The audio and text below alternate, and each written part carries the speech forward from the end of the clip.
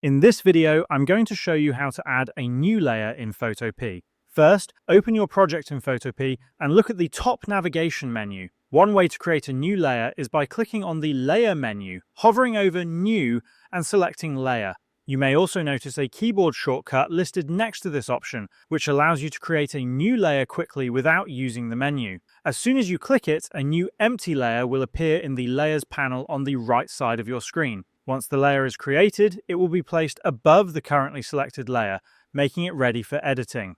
Another easy way to add a new layer is directly from the Layers panel. At the bottom right corner of the panel, you will see an icon that looks like a sheet of paper with a folded corner. Clicking this icon instantly creates a new layer above the selected one. This method is often faster when you are working continuously on a project. After creating a new layer, you can start adding content to it, such as shapes, brush strokes, or text. As long as the layer is positioned above other elements, it will remain visible. If you move it below other layers, those layers will overlap it. Understanding layer order helps you control how elements appear in your design, and this is how you can add a new layer in Photopea.